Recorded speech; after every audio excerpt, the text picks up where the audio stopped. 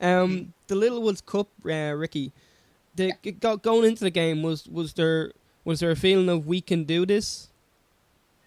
For me personally, it was a very emotional time because obviously I broke my leg against West Everton that Boxing Day, and I'd missed three or big games leading up to that Littlewoods Cup final. We lost to Reading in the Simo Cup, and I had to Yeah, sit and thanks watch for that. reminding me. I was I'm there that sorry, day. Stuart. I'm suffering. I suffered with you, so we'll have to suffer together now.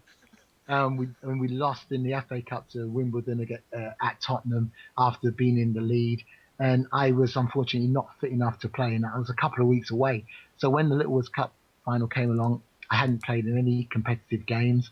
My ankle was still pretty swollen. I tore my ligaments on both sides, as well as breaking my leg. The break had healed. The ligaments were still not too bad, but not right as rain.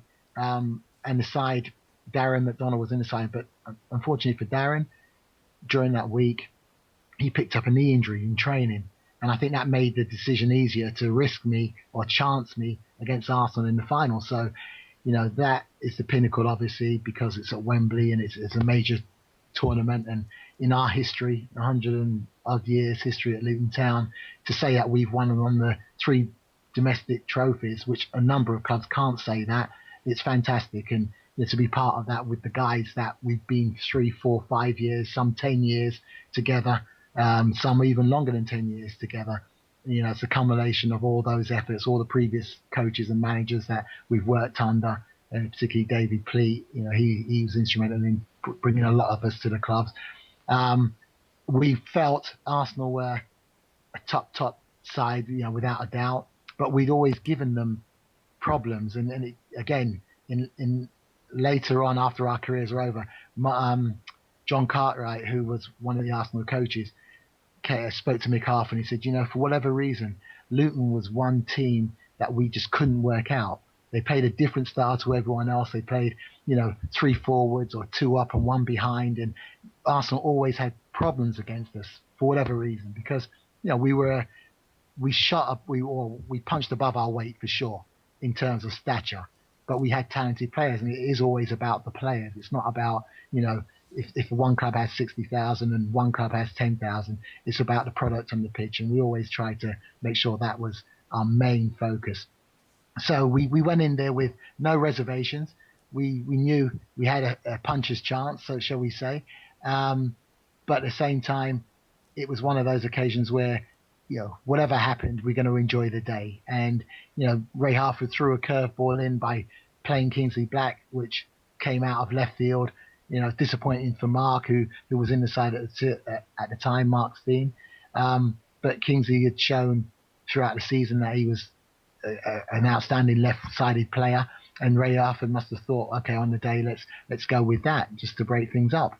And he did, and we kind of weathered the storm, particularly when Arsenal went 2-1 up and they had the penalty. At that time, I guess if that penalty had gone in, we would have drained us totally emotionally. But the fact that Andy saved it, and the manner of how he saved it, because it wasn't an awful penalty, it was a great save. It lifted us again and spurred us on, and then the introduction of Mark at that period of time when the game had slowed down a little bit, again caused Arsenal some problems and disturbed Gus Caesar enough to make him make a little bit of a hash, and we were the beneficiaries of it with a goal. And then to get the last goal in the last minute of time, although I have to admit I was totally oblivious in terms of how much time there was left. I really thought there was about 20 minutes of the game left.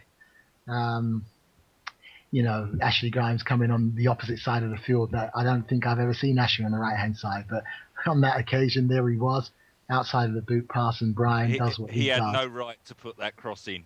No way, but he was such a talented player that he could use that side of his foot. He's so gifted, and Brian finished it, with aplomb. And again, as I said, I asked the referee as we went back to the halfway line. I said, ref, how long is it to go? And he just said, well, I think once it's kicked off, it's all over.